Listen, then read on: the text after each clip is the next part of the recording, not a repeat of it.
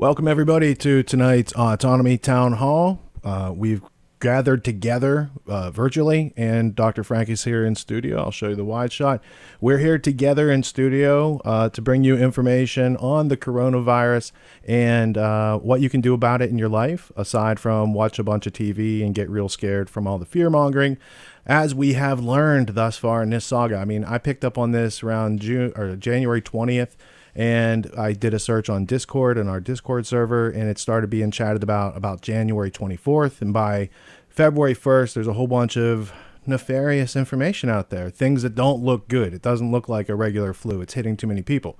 So we had a lot of statistics being thrown at us the past month about how things are unfolding, and a lot of the numbers you can't really trust because China, it's a communist government, and they sat on it for a month and a half before they told the world and started doing anything. So there's a whole bunch of things going on there with non-cooperation.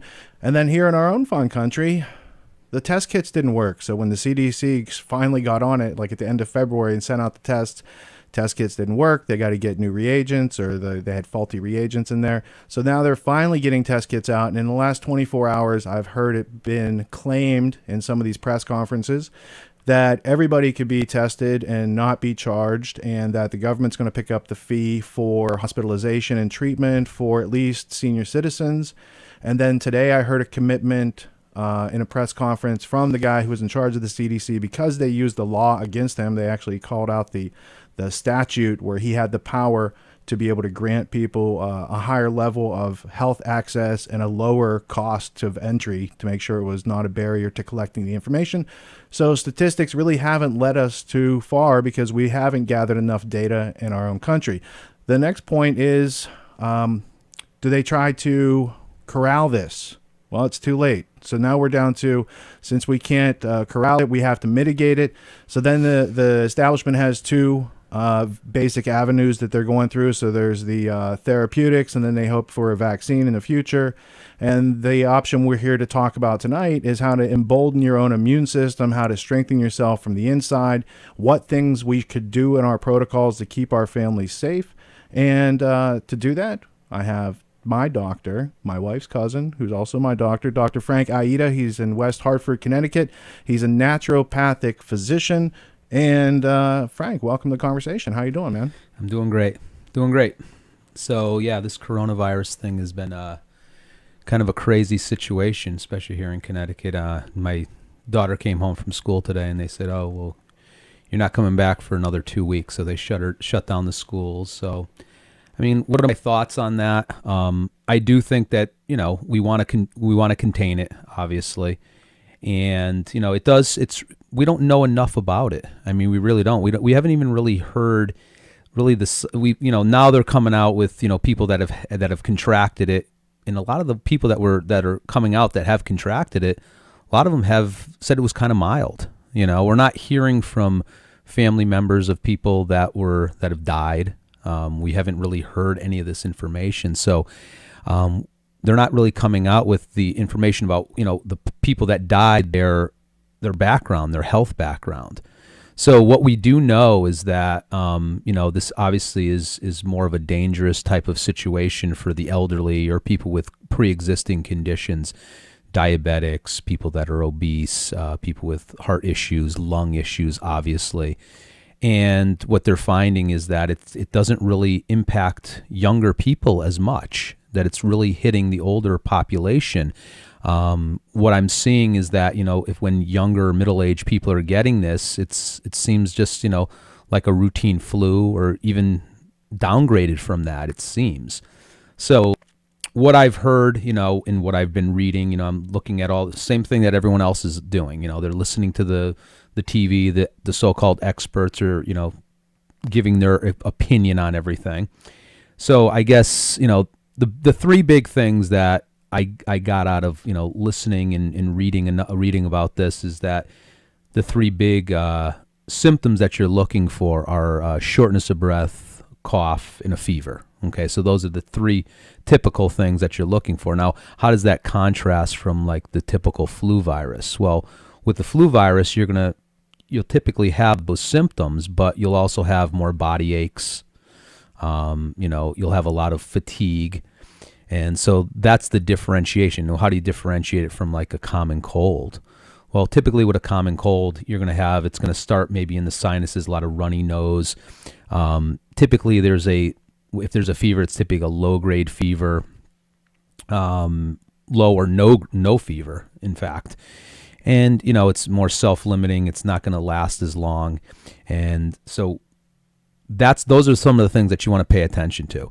Now, what they're saying is that, because they don't have the test kits, if you're exhibiting any of these symptoms of, if you have a fever or, a shortness of breath and a cough and without those others, that there's a potential that you do have the coronavirus, and that's what they're saying.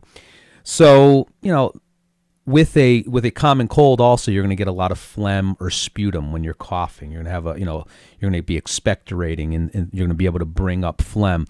With the coronavirus, one of the unique things about it is that it starts off with a sore throat, and that's about, lasts maybe about 4 days, and then it immediately goes into the lungs. And, I want to talk about some of the, the pathology of how this, what it does once this virus gets into your system and starts infecting.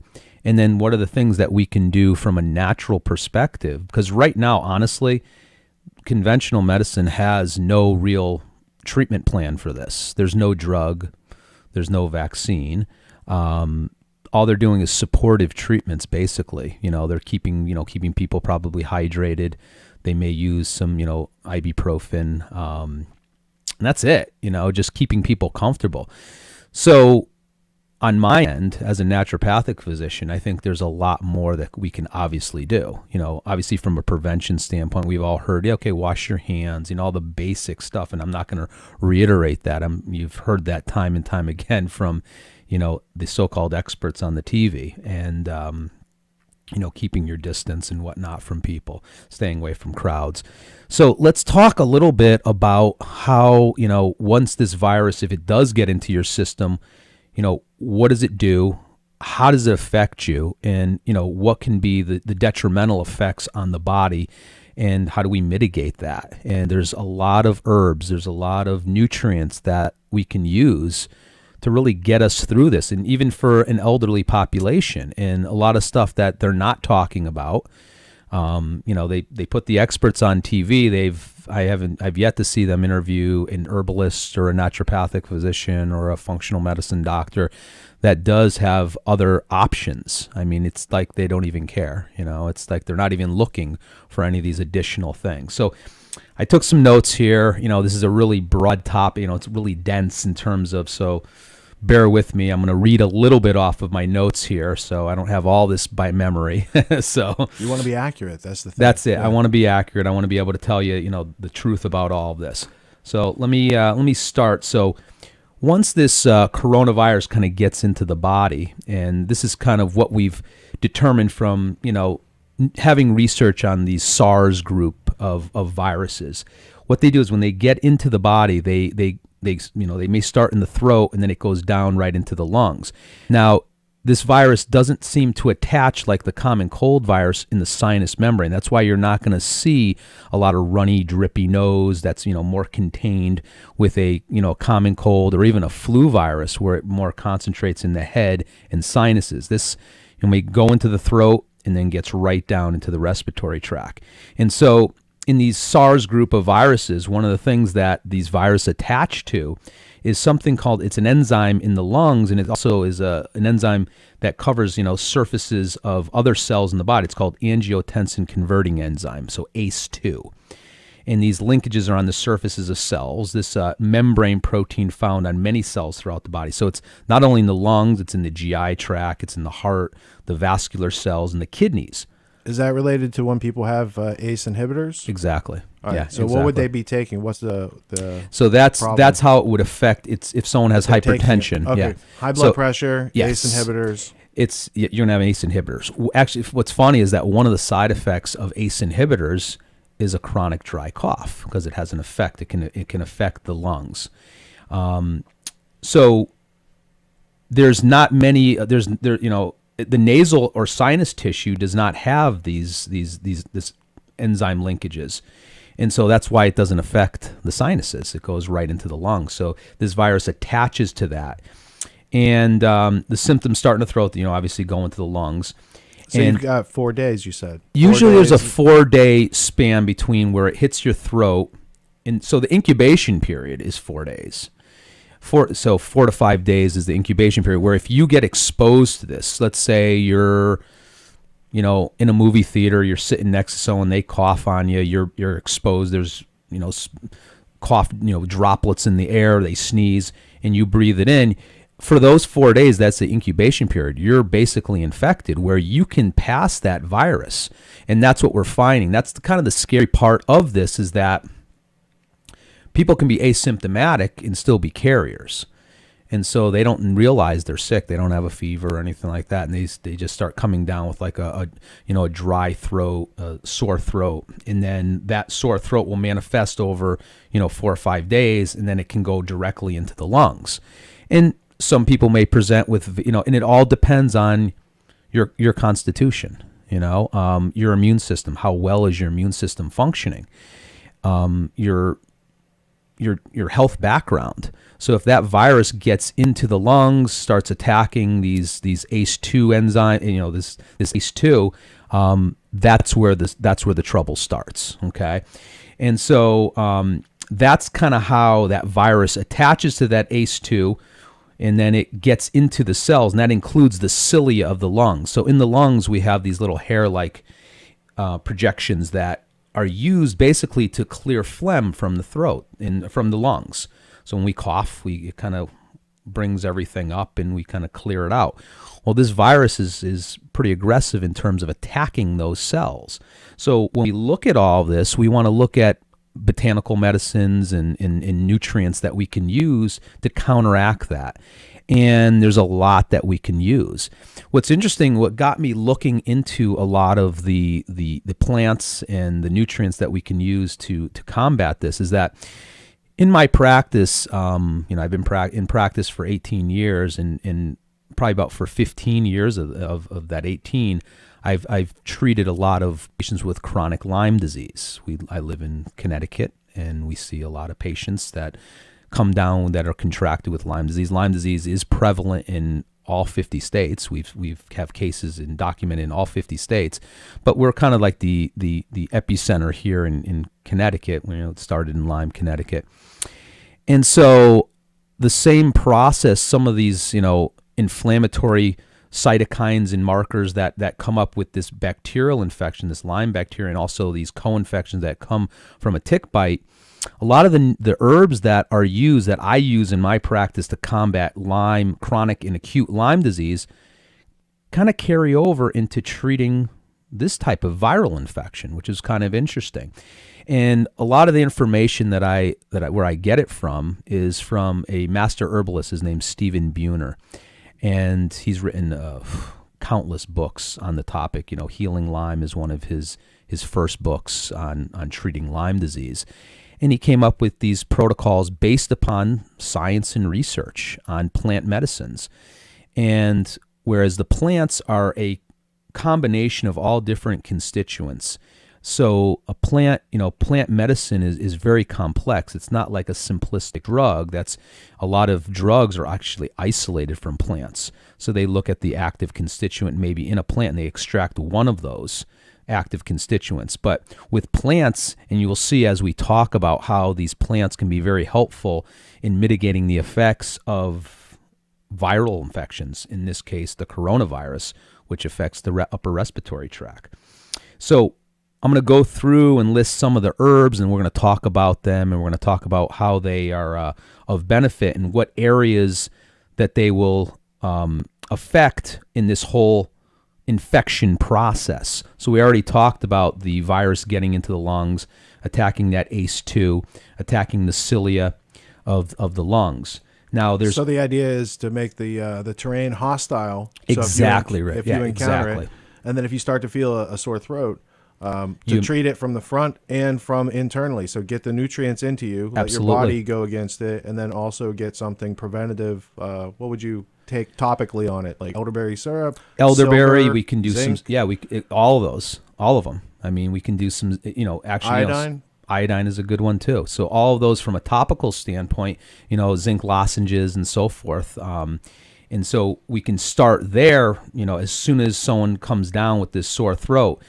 One of my protocols that I do with patients, and what's interesting, and I've done this for years, is that in China right now they're doing 3 different studies using IV vitamin C for the treatment of the coronavirus, and they're getting excellent results. I've watched and read a bunch of different, lot of different information that's out there right now. So I've been doing this for years. At the first sign of any cold or flu with patients, I use a form of vitamin C called the liposomal form.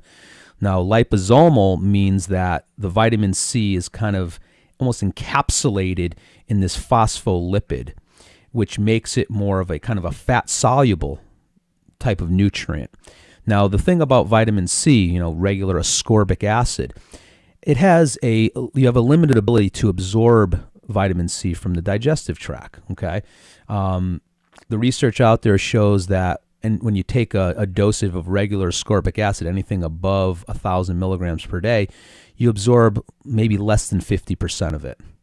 The rest kind of stays in the digestive tract, and it can lead to a little bit of gas and bloating and some loose stools. So it's a fine way of getting it in from a maintenance standpoint. I'll use a food-based form of vitamin C on a daily basis with patients. But when it comes to treating the actual infection, we want to use either an intravenous form, obviously, which is a little bit harder to come by. You actually have to find someone to administer it and do it correctly. And they're using upwards of 30 grams of vitamin C in an IV. And they're kind of dripping it slowly so that the person gets a slow dose of that vitamin C through over a period of hours, okay? So we can kind of mimic the same thing utilizing this liposomal form of vitamin C. And there's ways that you can actually make your own liposomal vitamin C. You go online and put in, you can go on YouTube and Google it and put in, how do I make liposomal form of vitamin C? It's basically you can use sunflower lecithin, okay, and this phospholipid, and you agitate it over a period of time, and it kind of coats all these molecules of vitamin C and makes it absorbable. And the research out there shows that it's absorbable up to 97%. So you can use this, at high doses without the gastric distress.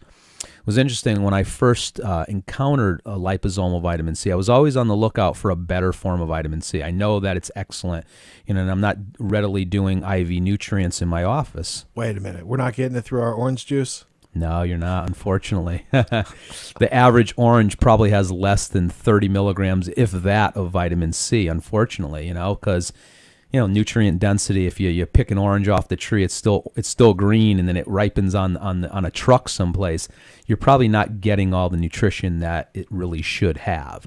So sorry about that. Plus, people say, oh, drink orange juice. Well, orange juice is tons of sugar, and they actually have done research showing that all the sugar that's found in orange juice actually suppresses the immune system.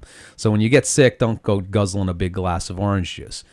So with this liposomal form of vitamin C, when I first uncovered this, years ago, that this is a great form, I contacted a company that was selling it, and I actually spoke to the owner on the phone, and I said, how legit is this? You're saying that this is, absorbed up to 97%, and there's no gastric distress. I said, he goes, well, why don't you try it for yourself? He goes, I'll send you a bottle. When you get it, I want you to take like 5-6 grams of this stuff. I said, okay. Hesitantly, he sends it to me, and I take it, expecting to be in the bathroom the rest of the day with loose stools.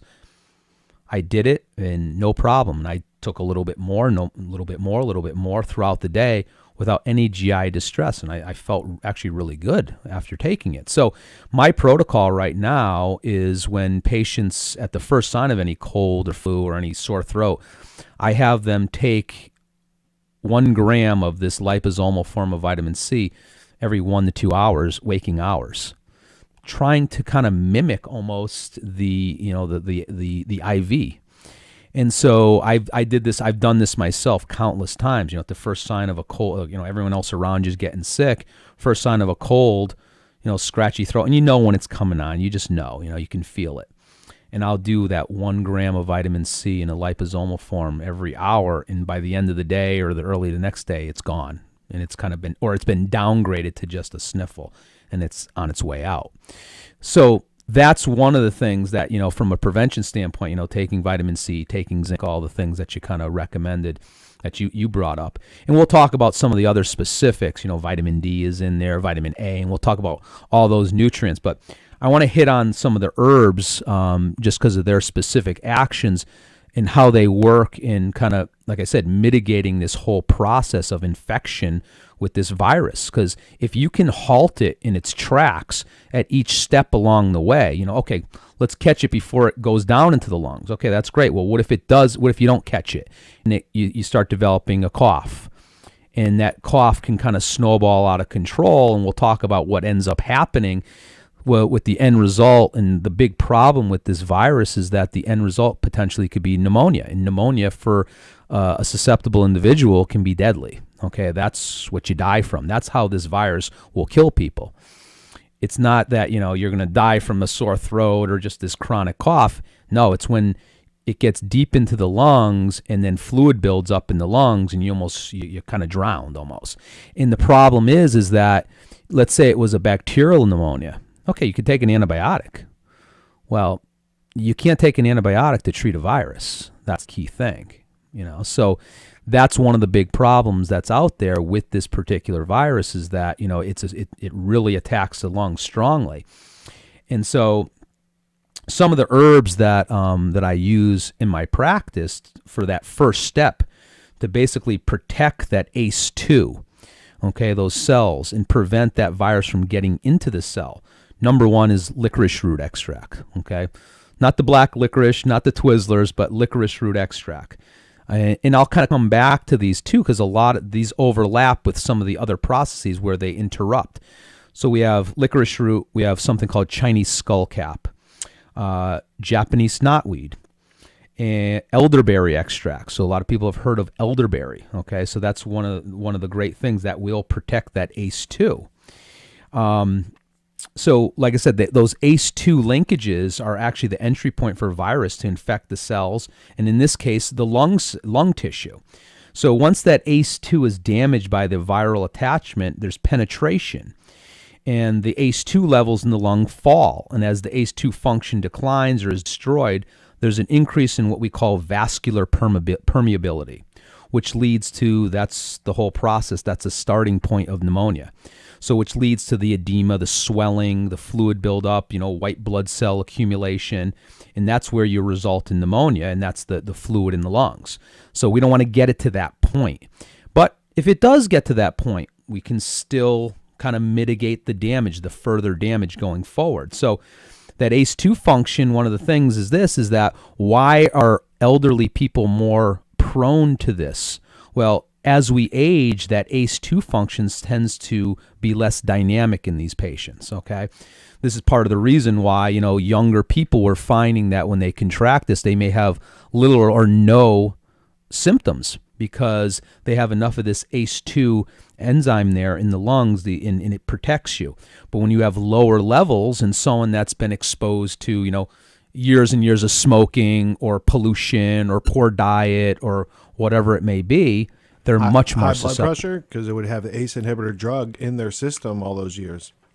All of these things are contributing. Okay, so one of the herbs that I use in my practice for any viral infections of the lungs, and this can be used as a preventative measure, especially in the elderly, is an herb called red sage. Okay, it's called Salvia militariza, and actually I use it quite often in my practice for protecting the kidneys. Okay, but it works very, very well to kind of naturally increase that function in the lungs. Okay, and we'll also discuss some of the other benefits of this herb as we kind of go along. So once that infection, upon infection, that this virus in the body, it goes through this what's called an inflammatory reaction. So the virus gets into the lung. Now the body, sends white blood cells to the area, and we go through this process of what's called a cytokine storm. Okay, cytokines are inflammatory mediators in the body, and there's all different ones in the body, and I'm not going to list them all because there's tons of them. And what's nice is that we can use herbal medicine to kind of mitigate or balance out these cytokines. And we can, that's the big thing. We want to stop that reaction. It's your body's own natural reaction to an insult. But in the crossfire, as you're trying to kill the virus or the bacteria, now you're damaging your own tissue. Okay, so we want to do things to kind of balance this out so it's not overexcitable. And then as we go along, we'll even see where the body can almost go into an autoimmune state. Okay, where you're attacking your own tissue because that virus is inside of the cell. So the natural thing for your body to do is try and get at that virus, which is inside the cell. So the damage occurs to the cells trying to get to the virus. And we see this also in Lyme disease, okay, where I see it quite often where Lyme can evade the immune system by burrowing itself into the cells, into tissue. And so a lot of times when patients go undiagnosed or untreated for long periods of time with Lyme disease, subsequently they can develop autoimmune diseases, okay, rheumatoid arthritis and so forth, that is brought on actually by the infection. Okay, so we're going to talk as we go along a lot of different herbs that we can use to mitigate that autoimmune attack, which is really super important for long-term health after dealing with this. There's I have a lot of patients out there that after having severe lung infections, they get through it and everything, but they're left with chronic asthma or bronchitis or chronic obstructive pulmonary disease, COPD, because they have weakened lungs. And it's just after one infection. People come in all the time like, oh, ever since I had pneumonia, it's like anytime I get a cold, it goes right into my lungs and I develop bronchitis and it eventually goes into pneumonia.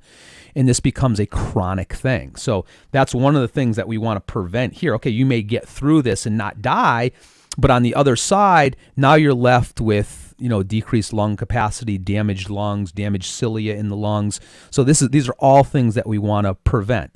In conventional medicine, yes, they're trying to make it so you don't die. They're trying to deal with the acute situation at hand. And listen, we don't want anyone to die here. But at the same time, we can do a lot of these things that I'm talking about to mitigate the damage afterwards that people are dealing with. Okay, you made it through, but what's your quality of life afterwards? So that's one of the things that I'm thinking about, when we're treating these people. So the red sage. So red sage, once again, can be used and it's considered a very potent cytokine adaptogen, which means that, and I use this all the time, like I said, with Lyme disease, when people have these acute flare-ups where the bacteria is really rampant in the system and the body is responding to that infection or that insult, and there's this cytokine storm. Well, this red sage can be a fantastic treatment, and I use it all the time with Lyme patients. Well, let's use it for these type of situations too, because we know, and I'll talk about other cytokine inhibitors and so forth that are natural. CBD is actually a really, really good one, which we'll talk about.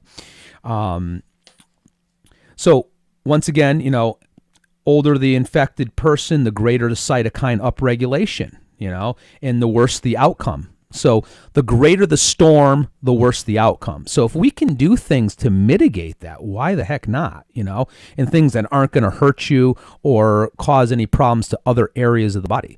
These are plant-based medicines, and yes, you have to be skilled in how to use them and know the proper dosing and whatnot, but it's very rare that you're going to overdose or you're going to injure yourself by taking these plant-based medicines, a lot of these.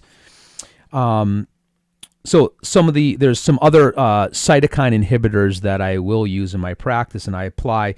So I'm going to apply these cytokine inhibitors to the coronavirus infection, just like I would with Lyme disease or any other type of viral infections. Is a cytokine storm like inflammation, either from a viral or bacterial infection? It could be any type of insult on the body. Okay. Yeah, I mean, you can get a cytokine storm from a toxic exposure, from a mold exposure, or things like that.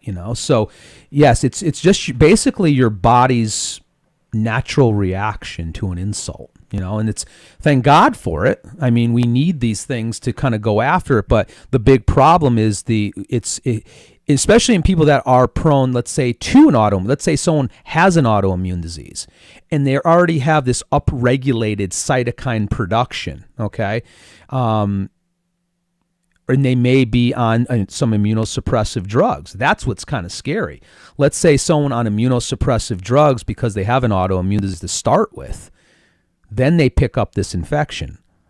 How are they going to fight it off, So they're taking immunosuppressants. Maybe they won't get this cytokine storm, but that virus is going to get into their system and wreak havoc because they have no protection against it. Well, I mean, thus far I like this because it doesn't matter if there's two strains or not. The preventative measures to embolden and like strengthen your terrain and make it less likely for the virus to take hold in the first place. Yep. Seems like a more efficacious way to spend time, energy, attention, resources to put those things in line for yourself because you can't help which strain you come into contact with. Exactly. This could be a flu virus. I mean, it doesn't necessarily have to be the coronavirus. I mean, you can apply these measures to any type of upper respiratory infection.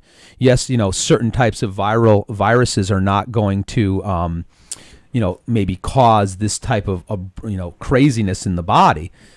But, we can still use these types of things. So my next favorite herb that I use with, all of my Lyme patients, I keep going back to Lyme just because I treat so much of it. And there is, it's just another insult. Coronavirus is just another insult on the body. And your immune system has to ultimately deal with. With Lyme disease, a lot of people will just use, let's say, an antibiotic and they feel, okay, we're going to do a course of antibiotics and the doctors feel that this is the case, okay, we'll use a course of antibiotics, we'll wipe out this bacterial infection, you'll be good to go. If caught early enough, yeah, you can eradicate Lyme disease just like that. You got bit by a tick, you saw the bite, you pull it off, you don't even wait for the rash, you just do a course of doxycycline. Chances are you're going to do pretty well, unless maybe you have some underlying issues already. Let's say you're on immunosuppressive drug or things like that, or you don't do it long enough or whatever it may be.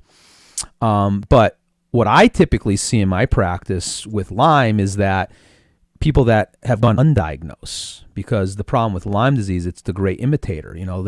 People may present to a doctor's office and they may say, oh, well, it looks like rheumatoid arthritis, or it looks like this, it looks like that. And the testing is very poor for Lyme disease. So 9 times out of 10, I'm making a diagnosis on sheer clinical signs and symptoms. And so one of my favorite herbs that I use with Lyme disease that can carry over and be used in this type of situation is an herb called Japanese knotweed. It's a very invasive plant. I mean, you plant this in your yard, it's going to take over everything. But it has a lot of unique qualities, and we're going to kind of go through all of those. So once again, I said Japanese knotweed will protect that ACE2, but it also works on the cytokine storm. It works on diminishing those cytokines. So what's nice about plants is that they have multiple functions. Okay, so it protects this ACE2. Number 2, it stops the cytokine production. Well, that's pretty good. Let's see what else it does. So we'll talk more about what it does. So the third, the next thing we'll talk about is something called Chinese skullcap. I mentioned that about that protecting the ACE2. Well, Chinese skullcap is a fantastic cytokine inhibitor. It's a mushroom, right? No, it's a plant. It's a plant? Yeah, it's a plant. The next one is a mushroom. Oh, well, I didn't cheat, and I just always... No, the next one is actually a fungi. It grows on caterpillars. It's called Cordyceps. Okay, so it's pretty interesting, and it's a mushroom extract that grows on species of caterpillars. And this particular substance, we won't call it an herb necessarily, it has a strong affinity for any issues that affect the lungs. So right there, it's a really good thing. But one of the benefits of it is it stops the whole inflammatory cascade, the cytokines. Now, one of the next things that I use for this whole cytokine cascade is CBD oil. I alluded to that before, from the cannabis plant, or the hemp plant, or from cannabis. And what's nice about this is that in my practice, I use a relatively high strength CBD oil. It's about 1,800 milligrams per ounce. Okay, and so at the first sign of any inflammatory process, I will dose this relatively high, and I've had phenomenal results in terms of stopping that whole cytokine cascade. A few weeks ago, maybe last month, my wife came down with what we thought was the flu. Okay. And, instead of, reaching for ibuprofen or, Advil, I said, open your mouth. I gave her 2 big squirts of CBD oil, and it worked faster and if not better than any type of ibuprofen. Okay. And without, causing any issues, to the digestive tract or anything like that, or being suppressive. We don't want to suppress. We want to work with the body. So I use a very high strength in all the things that we're talking about. Rich, you can make this available. We'll put it in, the links below and everything like that. So, in all this stuff I have on my site, and I'll kind of guide everyone towards it. So you're not going to have to go searching around for it. But this particular product, it contains, I'll give people, 120 to 180 milligrams of phytocannabinoids from CBD. Unbelievably good for dealing with this cytokine storm. And it also works at, it's anti-inflammatory, and it's an analgesic, so it helps with pain. So this is what I would do at the first sign of, this cytokine storm. Someone's lungs are, and one of the things that you'll notice people will say when they have this pneumonia, the start of it, is that their lungs are burning, okay, that there's a burning sensation in their lungs. And then the longer it manifests, that's when they start getting the shortness of breath. So it's not all at once. It's kind of a process where they spike a fever, they get this shortness of breath, this burning of the lungs, and that's when you kind of know that that this is going into pneumonia. And how do you diagnose it? Well, you get a chest X-ray. And you get a chest X-ray, you take a look. And I've seen a lot more chest X-rays in the past month than I could look at. Yeah, I've read the Lancet studies of what they've studied on the people that had it in China and things like this. Probably the most disturbing thing I saw was Kings County strategic communicator, the public relations guy, said that they had somebody came in, asymptomatic, presented with symptoms, and then 4 hours later had passed away. Yeah. And it was someone like in their 30s who was relatively healthy. Yeah.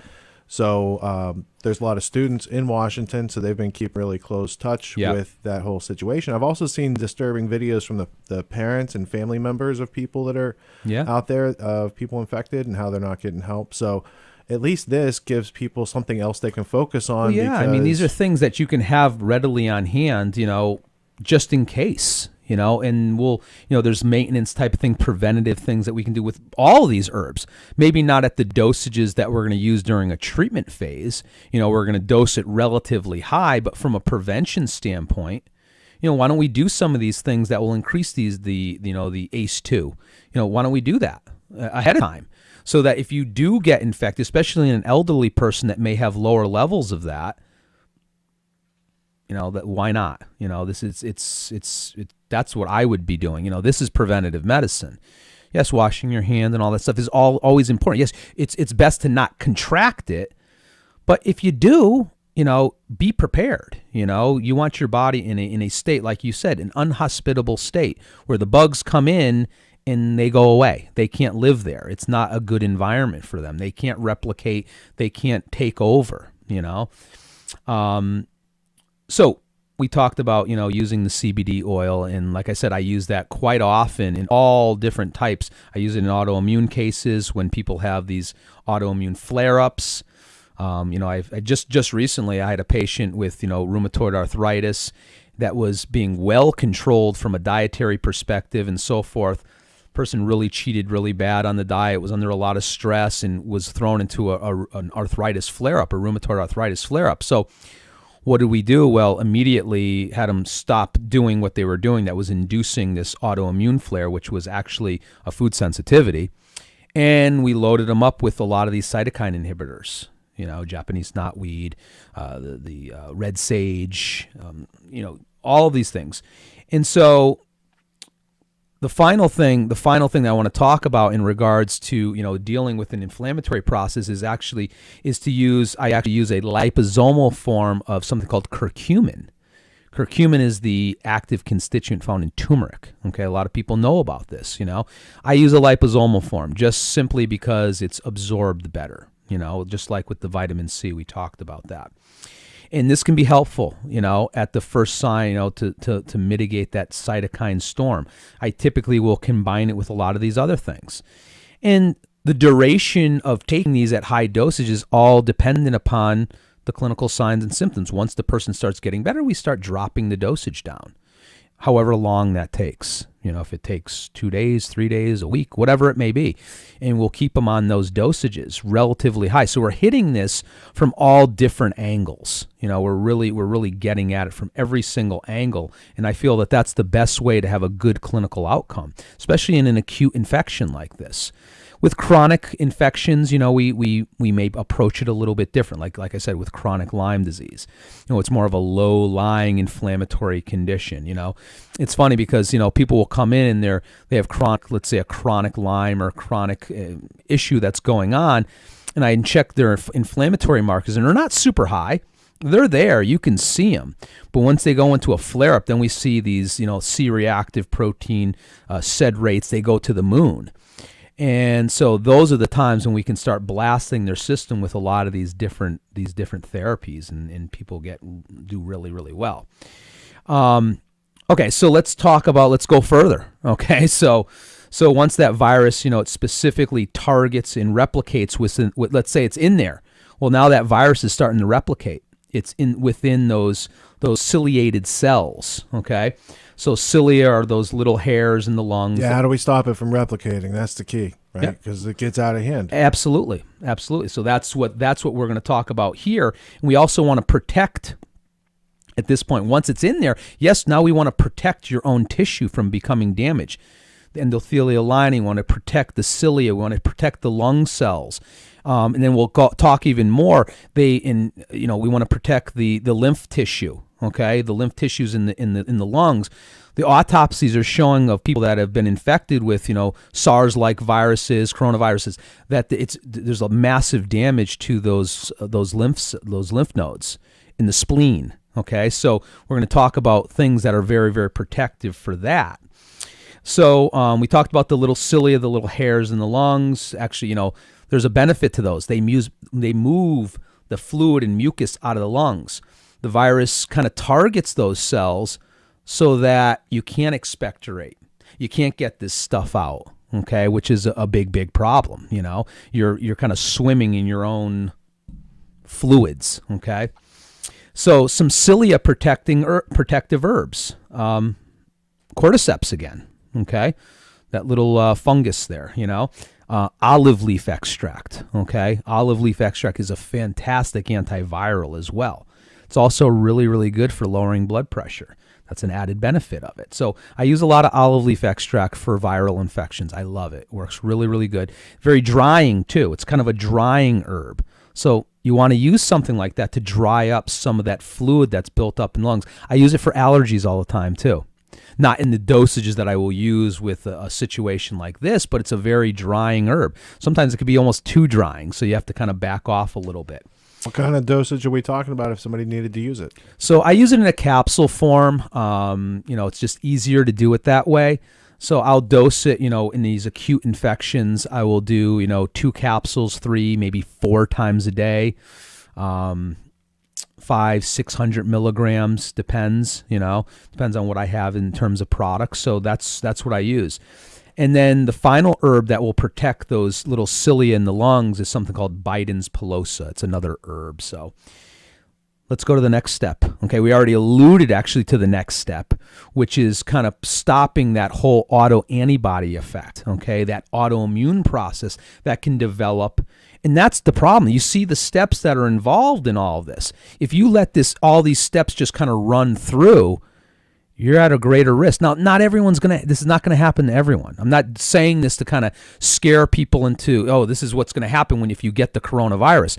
You may stop at step 1 and be done with it, okay? We're talking about the whole process here, and we're specifically talking about people that are in a high risk category, people with already pre-existing lung conditions, the elderly, and so forth. Young people, I feel, are probably going to bounce through this pretty easily, but it all depends. If someone's a chronic smoker, they're smoking 2 packs a day, they could be in their mid-30s, they get hit with this, they're going to be much more susceptible, okay? What does smoking do? It kind of burns off that cilia, it can affect you. So you're at a greater risk. So the next step is in the infectious process, the production of what are called autoantibodies. Okay, where the body starts making antibodies that start attacking your own lung cells, okay, causing more destruction.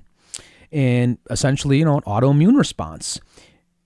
Great herb for a great product that we can use is the Cordyceps again, okay? It protects the end, and then also, so a lot of these things are overlapping. You see, it's just, you can use one thing and it will hit different areas along the chain. The Japanese knotweed is great for protecting the endothelial lining of the lungs. Very, very good. Okay, so that's an area that we want to work on. So I alluded to this earlier about some of the autopsies that were done on people that died of the SARS group of virus, because this is like the coronavirus is relatively new. We're not even really knowing that much. It's coming out slowly. What's happening? What does this do to the body?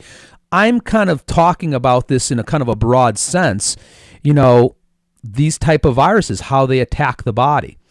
So, autopsies are finding that, like the coronavirus, it's shown to damage the lymph nodes of the lungs and damage the spleen.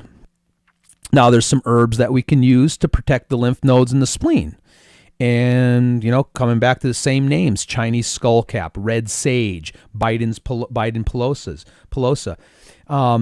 So those are all those things that we talked about. And so I want to just kind of recap that, because I threw a bunch of different names out there. What is Biden's Pelosi, and what does it have to do with the Democrats? I couldn't resist. No, I got you. No. Is it a plant? It's a plant. So recap of the herbs to halt the steps the coronavirus takes to infect the body and ultimately lead to pneumonia. And, even worse, death, okay? So, number one, we'll go through them all, just, recap here. So if people got their pencils out, they can write them all down. So licorice root extract, that was the first one we talked about. Antiviral, anti-inflammatory, protects the ACE2 in the lungs, and it increases T cells, immune function. The next one is Chinese skullcap, antiviral, protects the ACE2. Cytokine inhibitor, we talked about that, anti-inflammatory, protects the lymph nodes in the spleen. Japanese knotweed, strong antiviral, protects the endothelium of the lungs, protects the ACE2, cytokine inhibitor, anti-inflammatory. Elderberry extract, antiviral, protects the ACE2, anti-inflammatory, increases T cells, immune function. The Cordyceps protects the cilia of the lungs, antiviral, reduces autoimmune attack on the lungs. It's a lung tonic, cytokine inhibitor, anti-inflammatory, also a nice adrenal tonic. The adrenal glands, the glands that your body will use to produce hormones to help you deal with stress. Okay, this is a huge stress on the body if you pick up one of these infections. The integrity of your adrenal glands is really, really important to get you through it.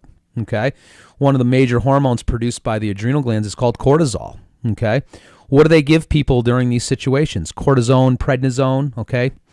So we want to rely on our own body's natural anti-inflammatories, and so which are natural cortisol. If someone goes into this situation already in a weakened state with low cortisol levels, low adrenal function, they're going to have a hell of a harder time to kind of get through this. Okay, so all these things can be very, very beneficial. Red sage, once again, protects the ACE2, antiviral, cytokine inhibitor, anti-inflammatory. Olive leaf extract protects the cilia of the lungs, good antiviral, okay? Biden's pilosa protects the cilia of the lungs, protects the lymph nodes in the spleen. And then we have our two cytokine inhibitors, the Cbd oil, it's anti-inflammatory, analgesic, and the curcumin from turmeric, cytokine inhibitor, anti-inflammatory, analgesic, okay? So those are the plants that we want to go through. pretty straightforward, okay? The reason why, I mean, I know that was long-winded, but I wanted to kind of demonstrate what we can do with plant-based medicine. It's pretty amazing if you ask me. And these are all, there's tons of research studies. In fact, a lot of these studies are done in China. They're done in China. And so it's funny that we're dealing with an infection that comes out of China. There's another herb called Andrographis, okay? And they're doing some studies right now using this particular herb as an antiviral and so forth. It's antimicrobial. But let's talk a little bit about some of the nutrients I kind of alluded to earlier. We talked about zinc and stuff like that. But vitamin D, okay? So vitamin D is one of the most important nutrients that you can, have in your body, okay?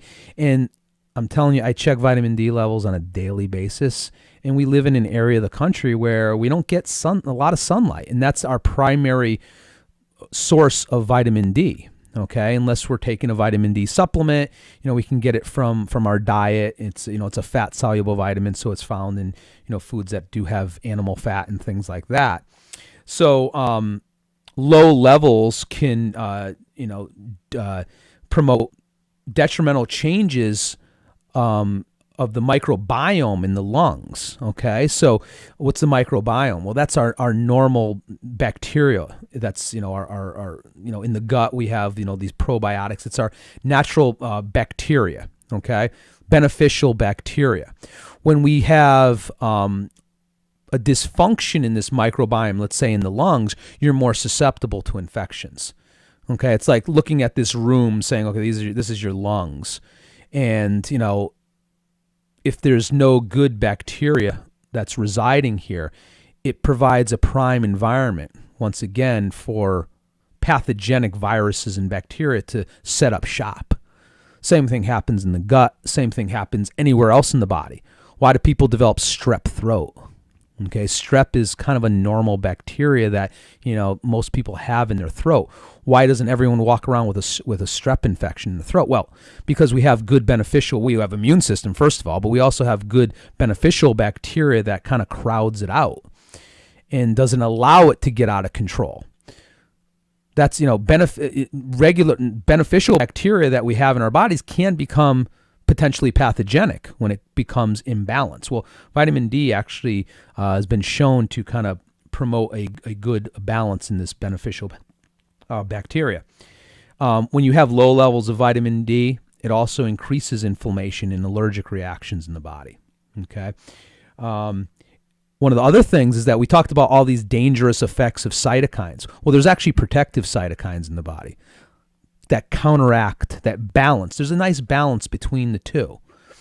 And so when we have an overreaction of the inflammatory cytokines opposed to the inhibitory ones, well, vitamin D does a great job of balancing out this.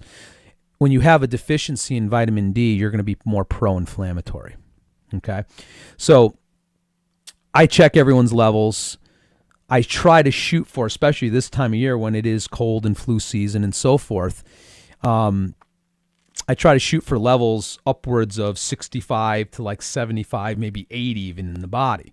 Most people that walk into my office, I see single digits, okay? So taking a vitamin D supplement is something that's very, very easy to do. I typically recommend between 2,000 and 5,000. In some individuals, I'll use 10,000. It depends. And one of the things that I will do in my practice too, and this has been shown in the research too, is that at the first sign of a cold or flu, we'll jack the levels up for a short period of time. And, one of the reasons why, we're more susceptible to colds and flus and so forth this time of year is because of a low level of vitamin D. We're not getting the sunlight that we usually get, okay, when in the summertime. It's not that these viruses and they go away.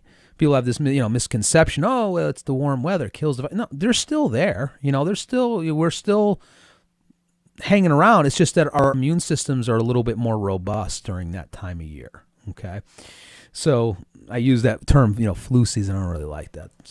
Yeah, that's a good point because there was a bunch of us in the Discord server this past week that were going through a virology class from Columbia University. Yeah, and so the first thing you learn is that if you take like a jar of seawater, there's millions and millions of different viruses just in that seawater. Yeah. And that most of the viruses that we're surrounded by aren't harmful. Yes. So it's not like get rid of all viruses or No. get rid of all bacteria, because we need them. They're part of life. And when we challenge them, they evolve. Yes. And then it gets hard to deal with them. Well, that's what we're seeing quite often with, the overuse of antibiotics.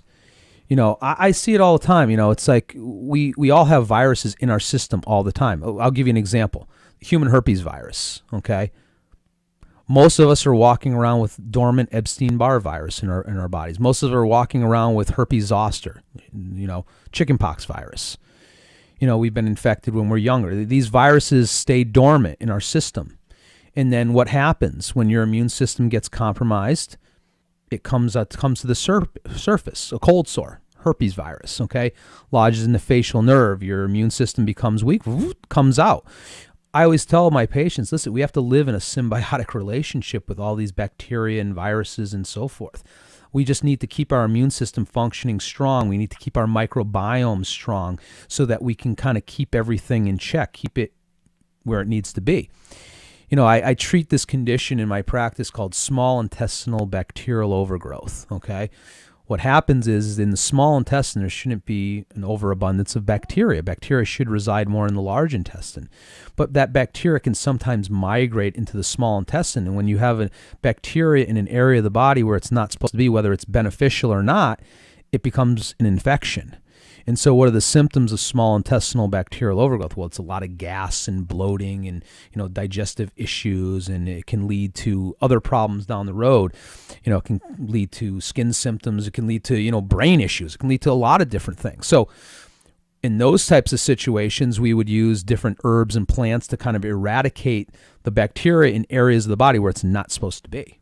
And then obviously we would put back the good bacteria where it's supposed to be. So we have to, like I said, we live with bugs all around us. We just have to know how to balance them out, and by keeping our immune system very robust through, proper diet and lifestyle. And I'll talk about diet, what I feel is the optimal diet for being healthy. Okay. So let's talk about some other nutrients. One that I really want to touch on is vitamin A. Okay. Vitamin A. Now we're talking about retinol, vitamin A. We're not talking about beta carotene. I want to kind of differentiate the two. So beta carotene is the kind of plant-based form. It's a pro-vitamin. It's like the vitamin beta carotene needs to be converted in the body over to vitamin A. Okay. And so one of the things that's necessary for this conversion process is proper thyroid function. Okay. If you have a sluggish thyroid, a dysfunctional thyroid, whether it's due to lack of specific nutrients that your thyroid needs to function properly, you brought up iodine. Iodine is an essential nutrient, selenium, zinc, which we're going to get into in a minute. These are all essential nutrients for your thyroid to function properly. So it's kind of a snowball effect. If you have low levels of specific nutrients that your thyroid needs to produce adequate thyroid hormone, and you don't get those, you don't produce adequate thyroid hormone, you can't convert beta carotene to vitamin A, you become vitamin A deficient. The other thing is that when you have low thyroid function, your basal body temperature is lower than where it should be. It's lower than 98.6. Remember, the thyroid's like your body's gas pedal. It's like your body's furnace. It regulates your body's temperature. And when we get sick, well, what's a fever response? Well, that's your body's innate response to an insult. That's the first step. If you have a thyroid condition that's untreated or improperly treated, and your body temperature, your basal body temperature is 96 instead of 98.7. Okay. Well, then you get sick and then you mount a fever response, and your fever response maybe only go up to 99. Okay. That's not bactericidal. That's not going to kill the viruses or the bacteria in the body. It's kind of going to piss it off. And so that's one of the problems. And I see this quite often in my practice. And I see it even with, let's say, for example, with kids. Okay, that's the first response that they develop. That's their natural immunity. When they get an infection, their body mounts a fever response. The fever goes up to kill off the infection. It's normal for a kid to get a 102 fever. You don't see that quite often in adults. When you do see it in adults, it's kind of a scary thing, But when you see it with kids, and so that's kind of how our bodies, when we're younger, that's how we develop our immune system. This natural immunity by coming in contact with things. That's why I never suppress a fever. I never will suppress it. My kids, I don't think I've ever given them Motrin or Tylenol or any fever reducer. We treat it with herbs and nutrients and so forth. A tepid bath, a little washcloth over the head, and they fight through it. They're sick as hell for a day, and then they're better. It's amazing, None of my kids were vaccinated, so they built their own natural immunity. There's no specific immunity. So that's the key thing. That's one of the things with vaccines that I have a little problem with, is that especially when you're vaccinating at such a young age, this kid hasn't even had the ability to form his immune system yet. And you're trying to force specific immunity onto a child or an organism that their immune system hasn't even developed yet. So let them come in contact with all this stuff like they used to. Chicken pox parties, measles parties, things like that. Parents thought, they did that all the time. I remember when I was younger, and I'm not that old, in my mid 40s, I remember, chicken pox, everyone had it. It was like, okay, little Jimmy's got it. We all got it. There was parties, and even before that was measles parties. And that's how you develop immunity for the rest of your life. When you get a vaccine, you're just getting immunity for a certain period of time, and you're only working on a certain part of the immune system. It's like immunity on subscription. Exactly. And it has a due date, and you're going to have to renew You're going to have to boost it. Yeah, and how many people boost it, I bet you, most people walking around, unless they've actually contracted that particular infection, those vaccines are, they're out of the system. That immunity is gone, So I know I got off on a little tangent there, but, and one of the things too, getting back to vitamin A, the research out there shows that, using vitamin A is one of the best ways to prevent mortality due to the measles. If one of my kids came down with the measles, the first thing I would do is blast them with 100,000 IUs of vitamin A. And that's what we would use. And when we look at this from, different cultures and so forth, the vitamins and, just nourishing people. When you look at the trend, you look at these graphs, and I wish I had one with me because I'd put it up. But, you can see the trend, where measles was at a peak and then it started to go down and go down and go down. And then you see the advent of a vaccine. It's still on this downhill trajectory. What was the difference? Like, what was going on? Well, just nutrition and hygiene. And that's what really got rid of measles as like kind of an epidemic.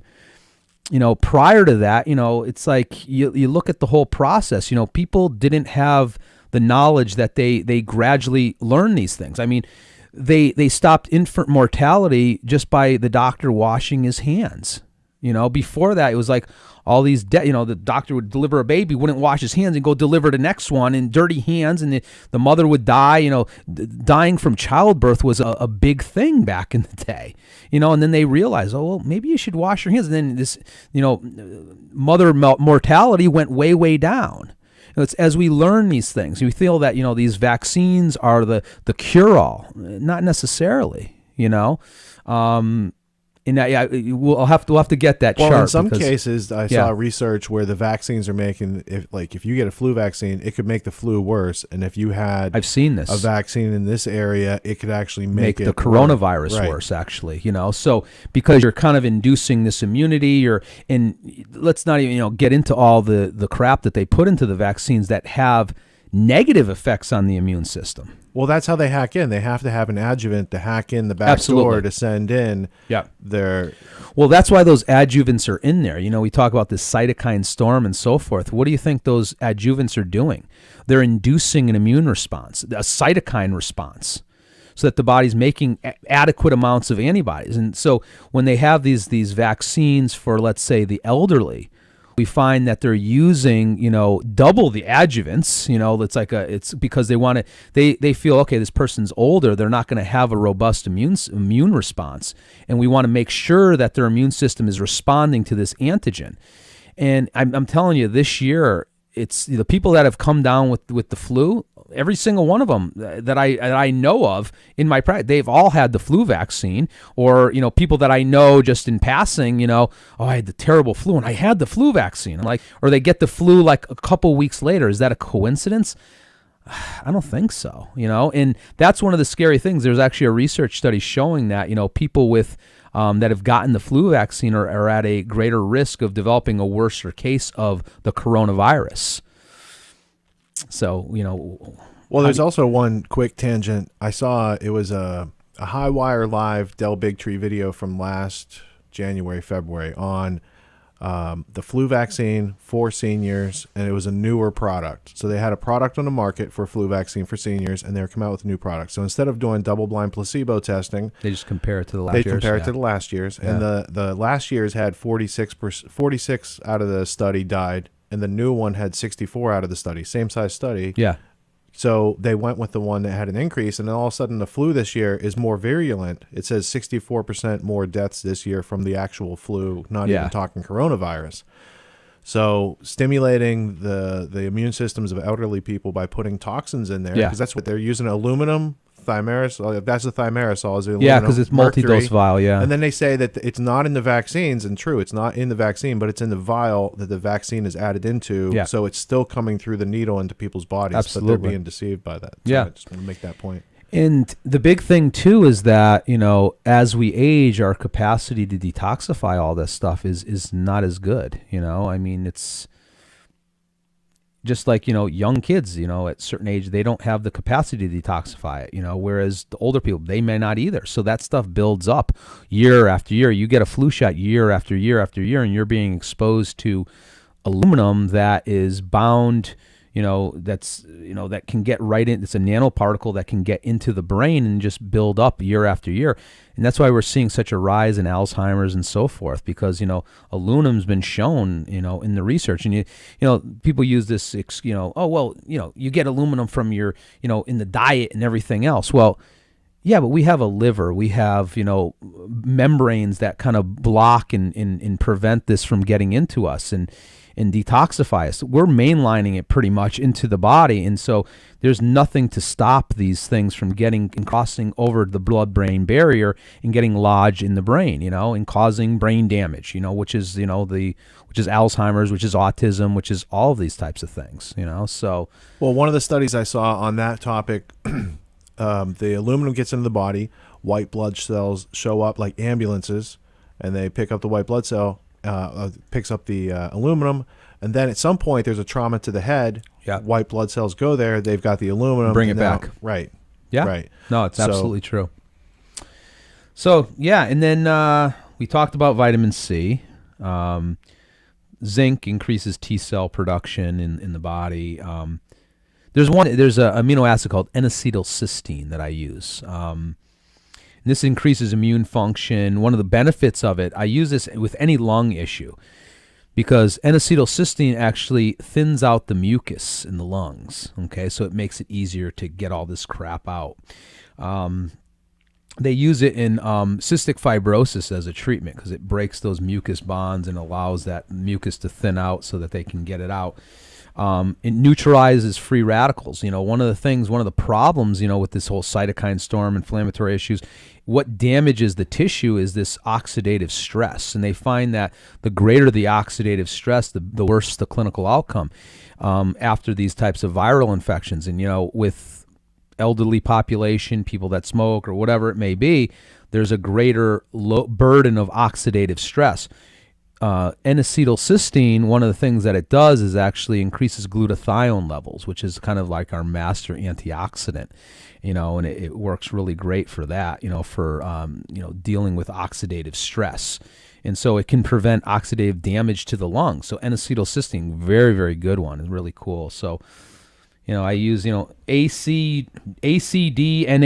Okay, so you remember that. There's the treatment right there. So can you just take glutathione? You can take glutathione as well. Absolutely. So sometimes I'll use a combination of both.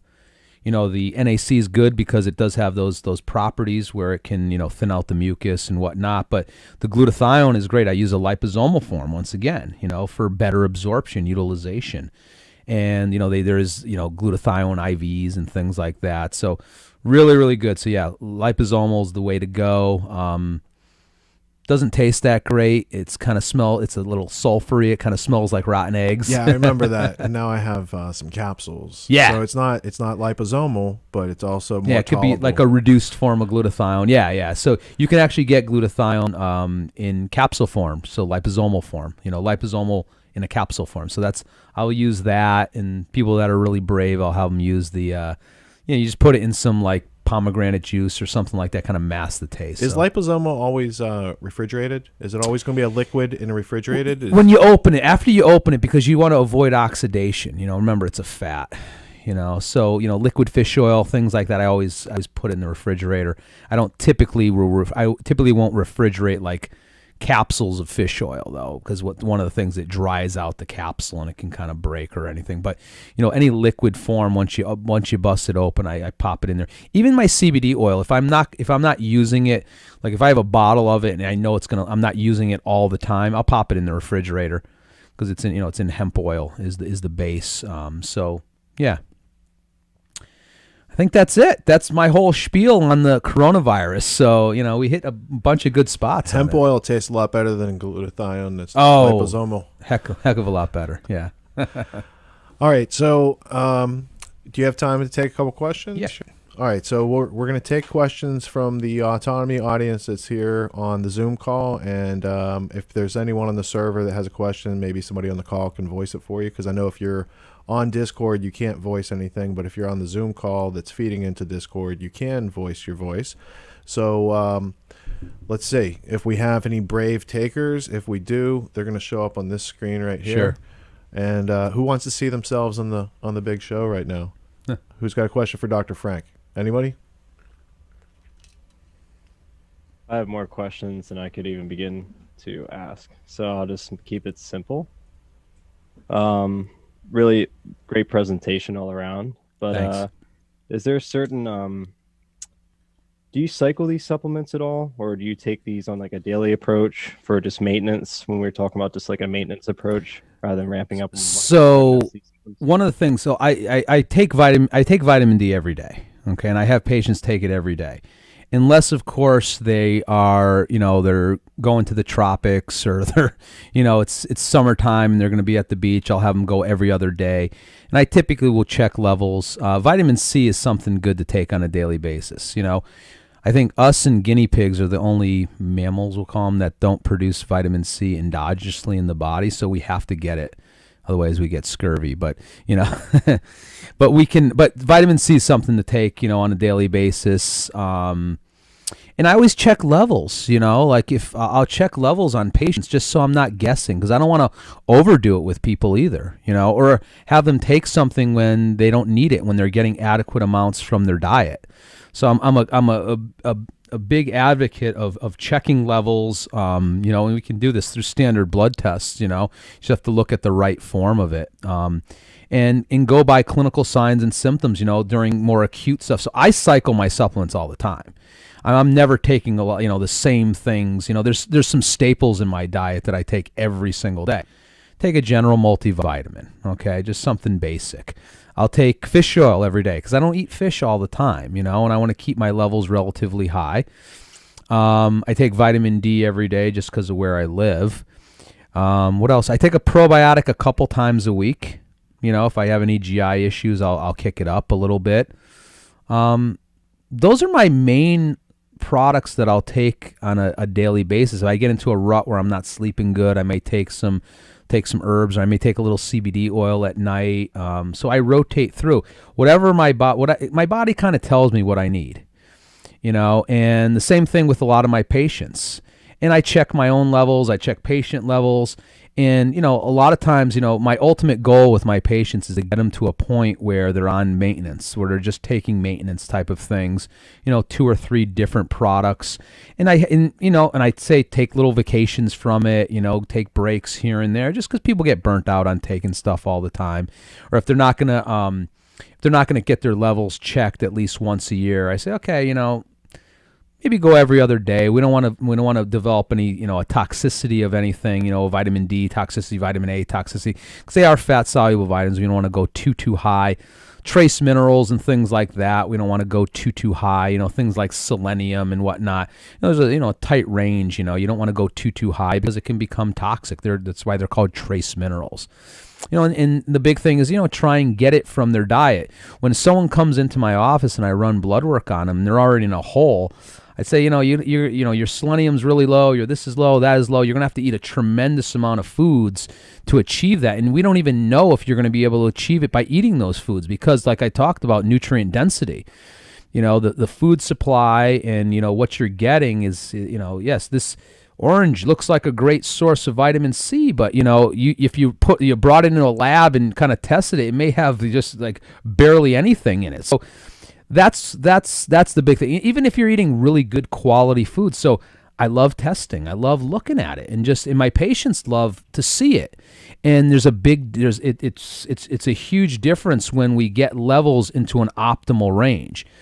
And so when you look at the lab ranges, and I've talked about this before, the ranges are based upon the population as a whole. And I really don't want to compare myself or any of my patients to a population of sick people. I want to put them into a wellness range. And so that's kind of how I'll do it. And when we're talking about all these plants and different herbs and so forth, depending upon what's going on with someone. If someone's been under a lot of stress and their adrenal glands are under distress and whatnot, and they're presenting with clinical signs and symptoms, I'll put them on an adrenal adaptogen herb, like licorice or one of those types of things, or the cordyceps, and we'll use those for a period of time. The person starts feeling better. They naturally take themselves off it or forget to take it, and then we run their levels and everything looks great. I always see it. I see it all the time where patients will come back and I'll say, "How you doing?" "Oh, I'm doing great." Okay, and then I may see them the next time. "How you doing?" "Well, I think this and this and this is going on." "Okay, let's run some labs." "You were right." A lot of people, my goal with my patients is to have them understand their body and to read their clinical signs and symptoms. My patients, after being with me for a while, they come in and tell me. I don't even have to, I think I need X, Y, and Z. I say, okay, let's take a look.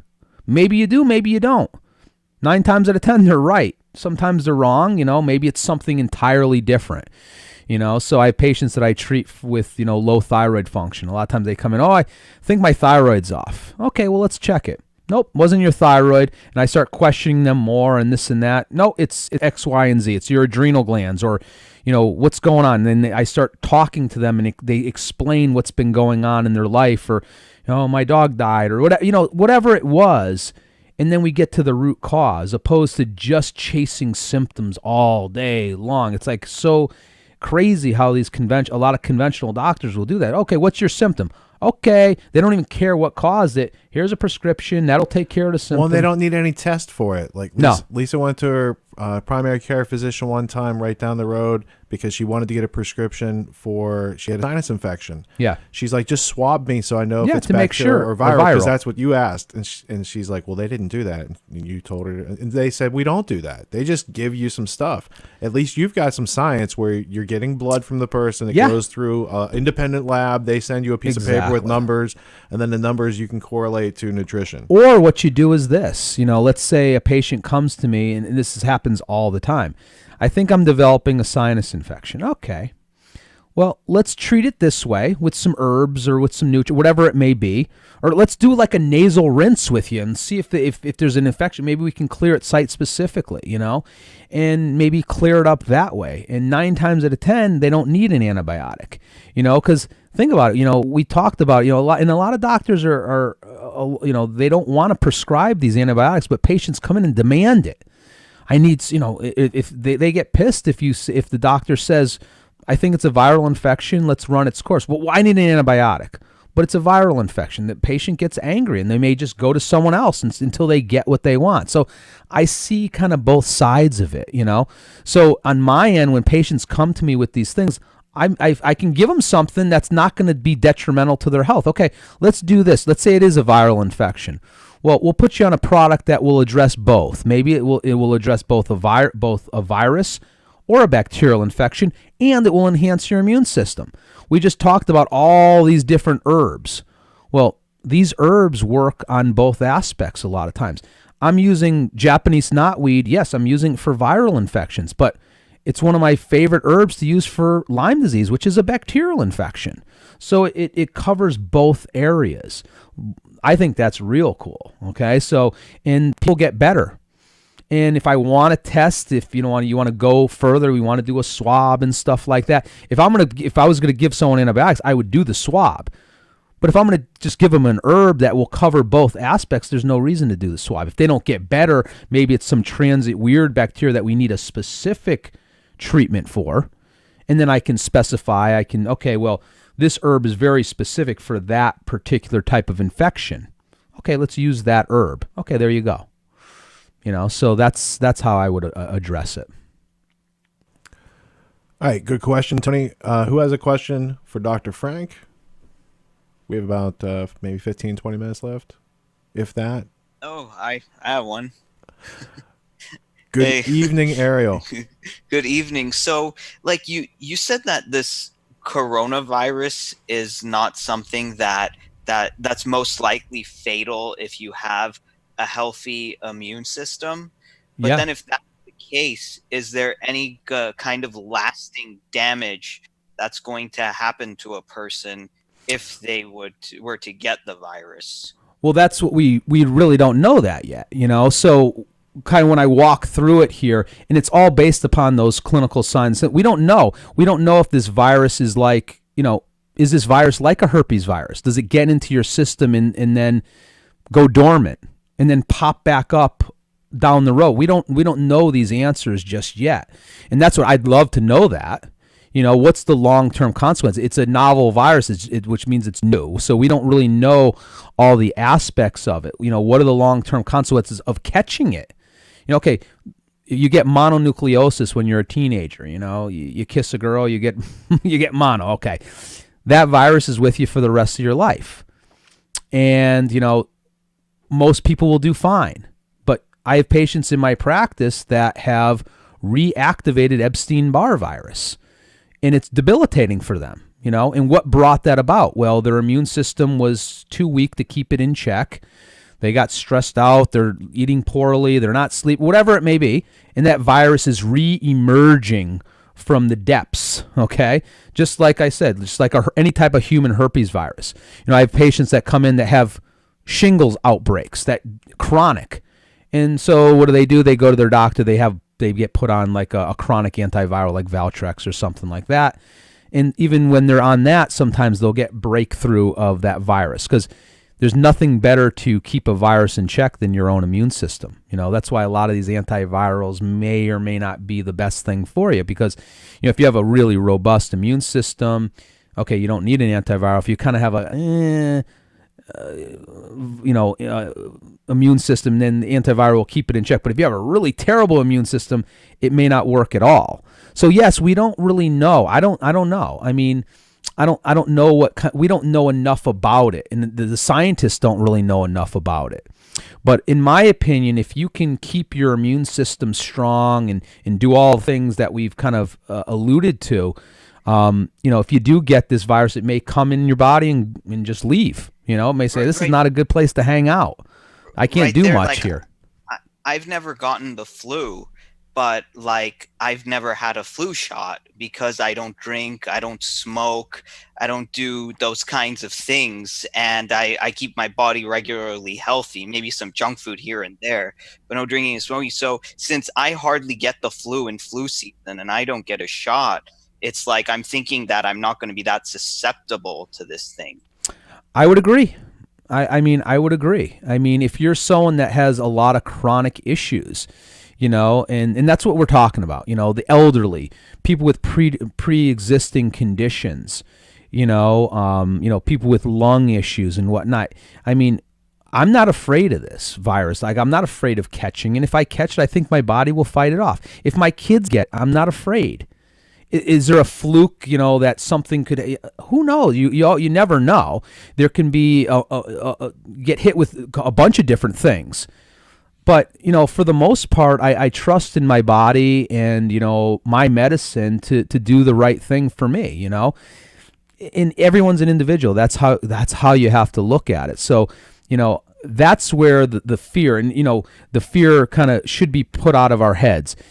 I went through this whole kind of thing here, just talking about like the worst case scenario, because we should always be prepared for the worst case scenario. Let's say you do get this, and you were on a bender for a week, and you're boozing and doing drugs and not sleeping and eating crappy food, and then you catch this. Well, you're going to be more susceptible to it, maybe running through all these stages, okay, and not just stopping at the first one because you have a robust immune system. So that's kind of how I look at it, and that's why there's certain people, but from a population standpoint, and I see why they're making a big deal about this, because the standard American, the standard person around the world is not really freaking healthy. I mean, that's the reality of it. When you really look at it, all these people there's so much chronic disease. And yes, there are healthy people, and that I don't think this kind of pertains to them. But at the same time, I'll still take precautions for myself to not get sick. I'll still take my vitamin C, my vitamin D. Maybe I'll take a couple of these herbs on a daily basis just to kind of make sure that I'm good. And especially if I'm not doing all the things that I'm supposed to be doing. Let's say I'm under stress and I can't sleep and I have all these things going on. I'm going to take even more precautions, So everyone's individual. That's how you have to look at it. That's always how you have to look at anything. And the more you worry about it, the worse it's going to be. That's a source of stress in itself. And that's going to break down our immune system and our barriers and so forth. Stress, I feel, is one of the biggest contributors. I mean, I see it all the time. It's ironic. What's that? What you focus on expands. So Yes. The more you worry about it and think about it, the more susceptible you're going to be to it, which is Absolutely. counterintuitive. Absolutely. The mind is a crazy thing. I mean, you can induce illnesses just with your own mind, honestly. I mean, I've seen it, I've seen it where people, they're in a good place, they feel great. They're in a bad place, they feel like they're catching everything, and they almost will themselves to get these types of things. So we got to think positively and do some meditation, relax, and live a good lifestyle. I mean, that's what it kind of comes down to. I got a quick question. Vitamin A is called retinol. Yeah. One of the solutions I heard earlier today was a doctor talking about a cholera drug that started with an R that he said was an effective treatment against SARS and upper respiratory viruses just like this. And he's like, I don't know why no one's talking about this, because this is available and we don't need necessarily a vaccine with this type of therapeutic on hand. Do you know what I'm talking about? No, I'm not familiar. All right, I'll find the clip. It was something I watched a couple hours ago, so I didn't have it prepared for this event. Any one last question before we wrap up? Who's got the last question and wants to bring us to a crescendo? I got one. Right on. Dr. Aieta, how would you recommend going about finding a primary care physician? What should we be looking for in our local area? Okay. So that's a hard one. I mean, what I would be looking for, I don't even have a primary care physician because, I don't know, I just haven't found one that kind of goes with my belief system. I mean, I'm sure there's some out there. You want to look for, you may want to look for an osteopathic physician, that serves as a primary care. Osteopaths are a little bit more open-minded, but they're still kind of, they still kind of get the conventional training. There are a lot of them out there are a little bit more holistic. You want to look for one that does functional medicine. Functional medicine is a term that, MDs will use when they will, look at the whole body, kind of like what I do, more of a naturopathic approach to the body. In certain areas of the country, naturopathic physicians serve as primary care physicians. I serve more as a specialist, but I'm essentially most of my patients' primary care physician because they come to me first and foremost. And if it's something outside of my scope, let's say someone comes in with some GI issues and we need to get a colonoscopy or an endoscopy, I send them over to the specialist. If it's something outside of my scope where it's, we need some specific testing or whatnot, I'll refer back and forth. And I'll work with a lot of people's, regular primary care physician. A lot of my patients, if they can't get a hold of me because I'm not an on-call doctor, they'll just go to an urgent care, so they'll use me for a majority of what they, majority of the things that they need. If they're on a medication or whatever, I don't really typically deal with that, because I don't use drugs in my practice. I'll have them, go to another doctor, a specific doctor for that, but I still monitor everything. So I kind of serve as most people's primary care physician. I think the best thing to do is to find a naturopathic physician, see if the naturopathic physician meets all of those needs for you. And there may not be a need for a primary care physician. If you find a good doctor that's a naturopath, you may not need anyone else, because they may be looking at you even more in depth than what your primary care would be looking at, And I see that all the time. That's why I don't have one for myself. I go see colleagues. If I have a problem and I don't want to treat myself, or if my family member has an issue and I don't really want to treat them because it's kind of too close to home, I'll send them to a colleague that I have faith in. We kind of go from there. Is there times when, conventional medicine is necessary? Yes, absolutely. I mean, acute situations and whatnot, emergency medicine, yeah. You break a leg, you're having a heart attack, don't come to see me. Go to the hospital. We'll treat you afterwards. Hell yeah. So that's kind of how I look at it, and that's how a lot of my patients, or a lot of my patients they have their just conventional primary care. They never see them. They never see them. They just have them there just to have.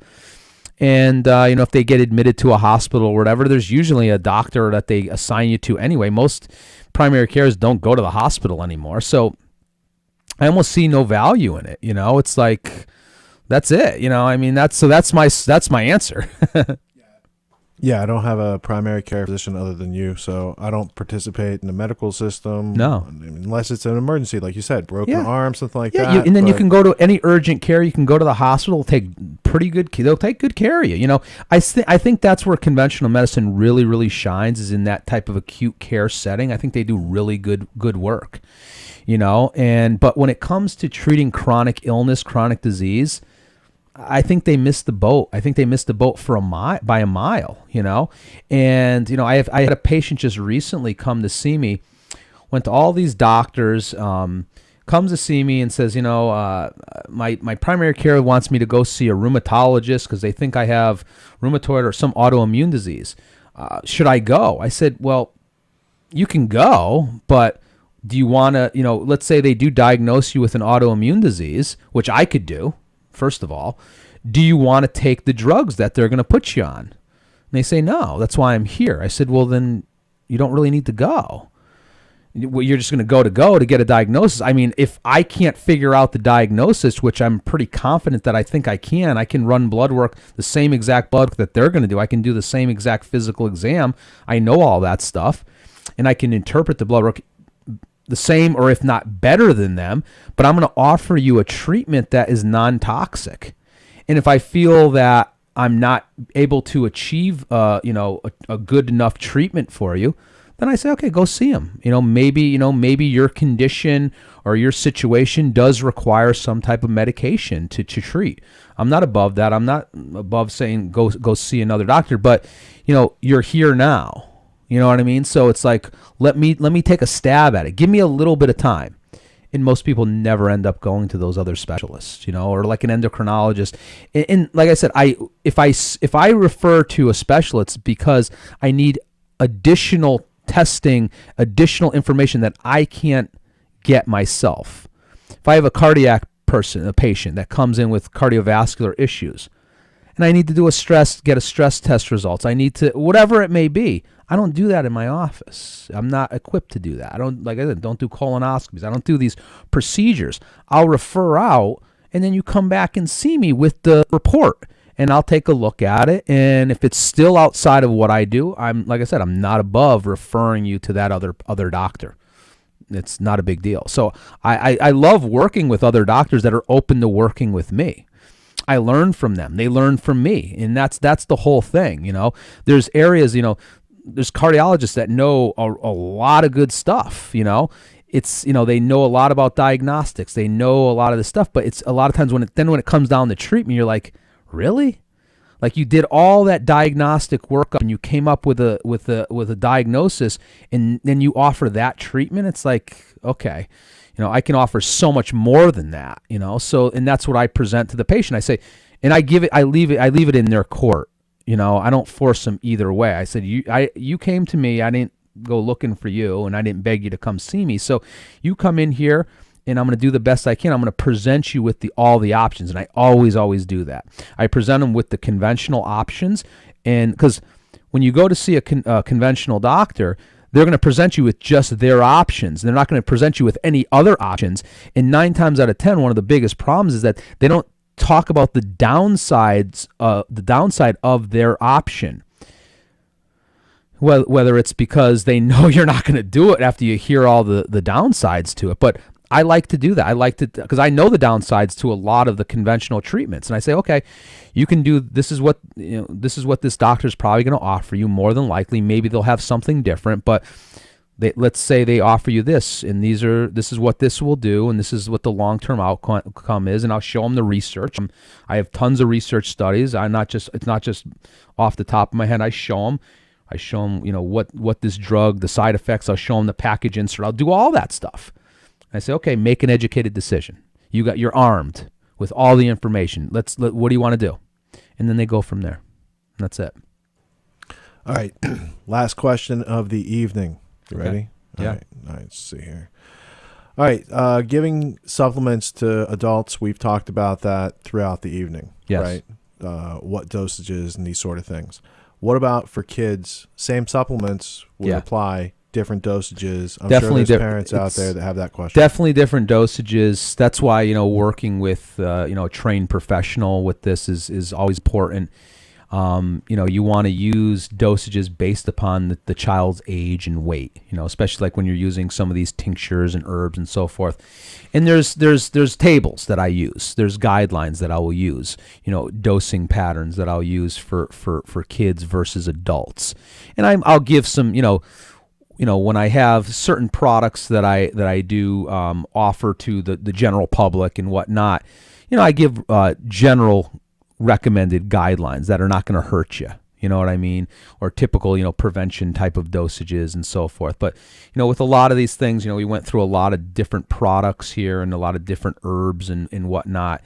It's best to work with a skilled professional to help you along, especially with kids. Because there is a certain limit, and you want to make sure that you're doing the right thing for them. Just like if they were going to be put on a drug or something like that, you want to make sure that it's a child's dose, that you're not going to overdo it. But usually, when I offer advice on different treatments, it's usually a conservative type of dose, and I always say always check with your doctor and make sure that this is not going to be something that's going to interfere. So. And then last sub question, you mentioned 1,000 IU of vitamin A if there was a sick child in your house. 100,000. 100,000 IU? Yeah. Over how long of a period? Is that over a day? You do it for a couple days, yeah. Yeah, you would do one dose, and then you just kind of observe. And then, so I wouldn't say go do that, just to anyone. I do that with my patients under my supervision. I'll use high dosage of vitamin D. I'll use high dosage of certain minerals for short periods of time. And where you're less likely to develop a toxic type of situation. You're not going to take 100,000 IUs of vitamin A for 6 months.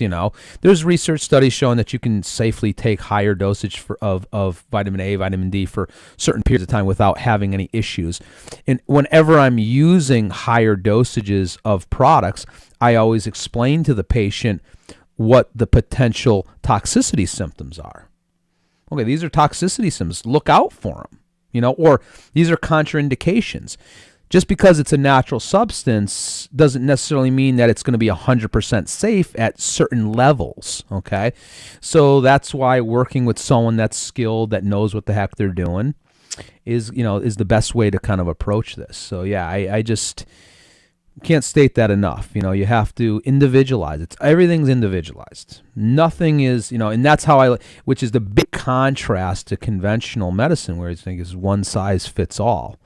Same drug, maybe different dosages, but, it may not be warranted. It's like, and that's the big problem. If all you have is a box of hammers, everything looks like a nail. So it's like, when I look at my arsenal, we'll call it, of treatment, there's a lot of different things that I can do, from very, very conservative to maybe a little bit more aggressive. And then, you have to pick and choose just based on the individual, knowing the patient. And that's one of the biggest things that I say all the time, is that I really get to know my patients. So I know what's good for them, because I've run the extensive blood work. I do a good physical exam. I get all the imaging. I know them. I know them by name. I know their history. I know their family history. I know all this stuff. It's all in my notes. I spend a ton of time with them. I don't see how a doctor can spend 7 minutes with a visit and know everything about the person. That's why it's so generic, conventional medicine. It's very, very generic. It's like you're just treating a symptom and you're sending them on their way, and it's like, that's it, So whereas this is just truly, truly individualized medicine, and that's what I feel is the best. But like I said, there's always a time and place for both sides. And I have no problem. There's certain times where a drug is warranted. If a patient comes to see me, they just got bit by a tick and they have a raging bullseye rash, okay? I'm going to say, let's hop on some antibiotics. Let's do it I'm going to support your system with all these other things, but let's get a leg up. Let's give your immune system a leg up. Let's knock the load of that bacteria down so that your immune system has a chance. If it's a chronic situation, maybe antibiotics long-term is maybe not the best thing for them. Maybe it's gone surpast that. Now this bacteria is kind of rooted more in your system. It's evading the immune system.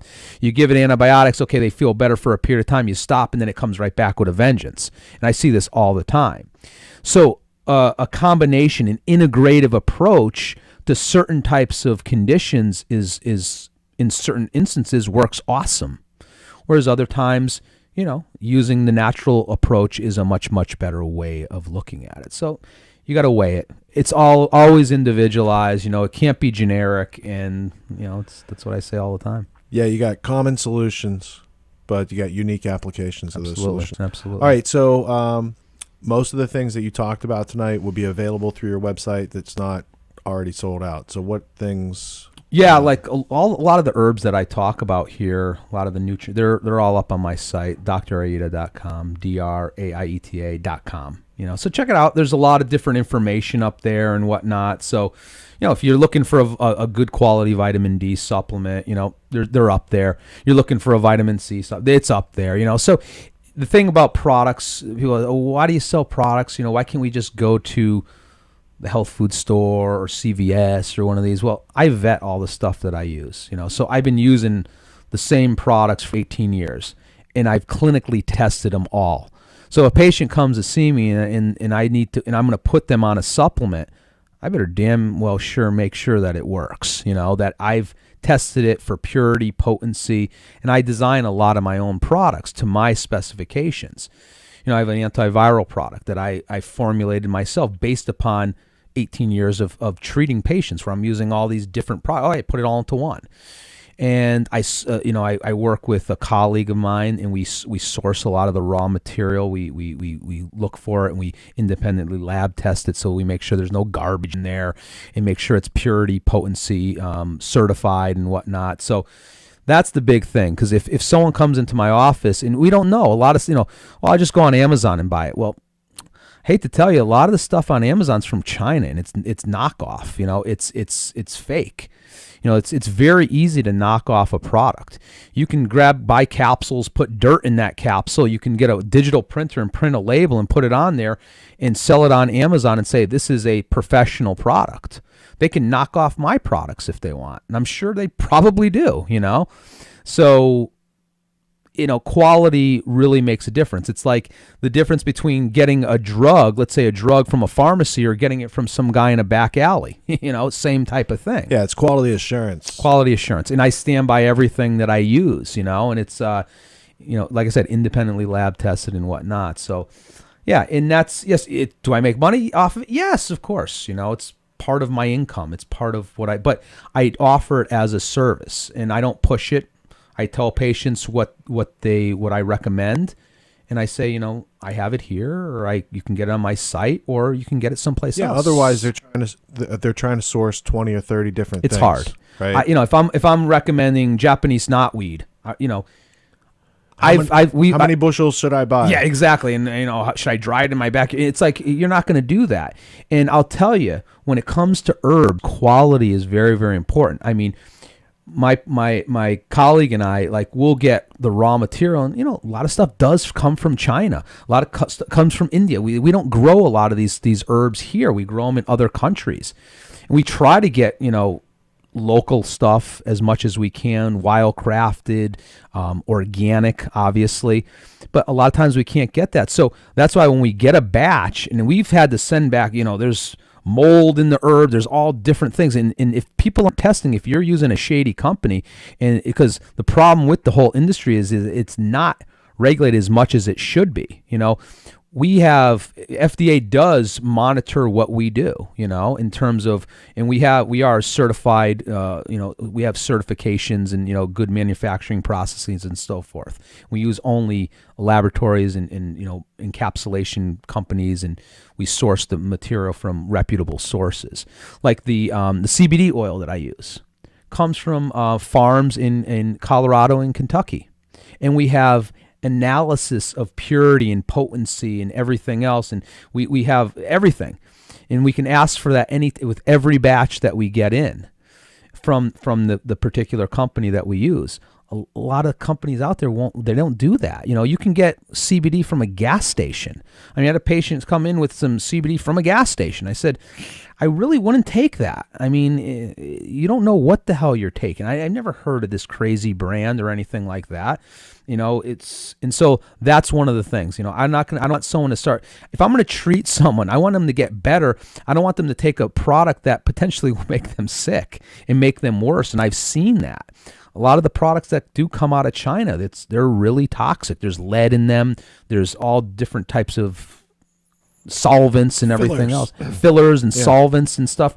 And so that's the rationale behind the way that I do it. And my colleagues do the same thing. There's brands that we all use that are reputable brands that are only sold through healthcare professionals.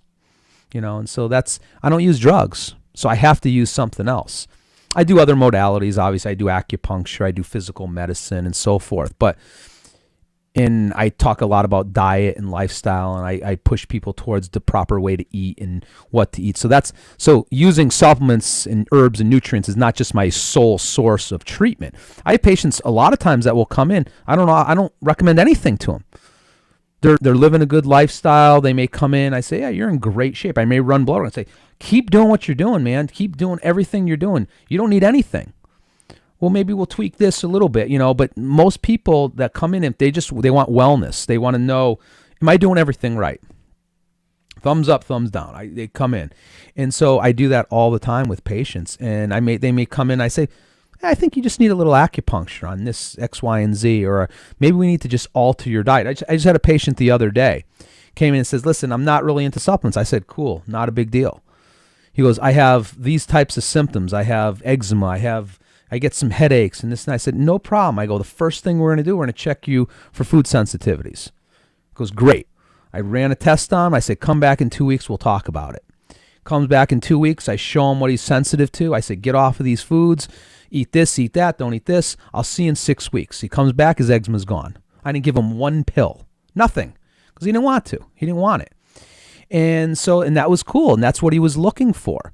If he came back and he said, I did everything you said and I'm a little bit better, but there's some, I'd say, let's run some blood work. Maybe, and then I would maybe convince him to maybe if he had some deficiencies, because maybe his eczema is due to a zinc deficiency, or maybe it's due to this or that. Maybe it's not due to a food sensitivity. Then we have to, once again, look for the etiology, look for the root cause. So once again, individualized medicine, not one size fits all. We're in this culture where people do like to take things. I'd rather have them take a dietary supplement that's going to benefit their health opposed to taking a drug that's just going to mask a symptom. That's one of the things. And so, I would say that 25% of the patients that come to see me, maybe they're on very minimal. They don't want to take stuff, or they take it for a period of time and then that's it. They said, I'm good. As long as I'm eating good, you taught me enough, you educate. My whole thing is education. If I can educate the hell out of someone how to live and how to eat and do all these things correctly, in the end, they're just like me. They're just taking a couple things that they're maybe not getting from their diet. I don't get enough vitamin D. I don't get enough sun. I don't get enough omega-3s. I don't eat enough fish. Little things. I take a multivitamin. That's it. So that's kind of how I look. I take magnesium. That's another thing. I take a lot of magnesium. I feel that the food supply is more void of magnesium. So I love magnesium. It relaxes me. It helps my muscles, and I feel good on it. So I take magnesium every night. So I'll be taking that forever. Just something I do. All right, right on. Thank you for sharing so much of your evening tonight. Absolutely. Everybody else, you guys can hang out on Discord. I might be chiming in there later. Thank you for anybody who is watching this as a family member, friend, colleague, coworker of somebody in the AUTONOMY course. Good for you for getting a learning that's not through the TV or newspaper. You got a lot to think about. Check out the links in the description below, and we will check you guys next time.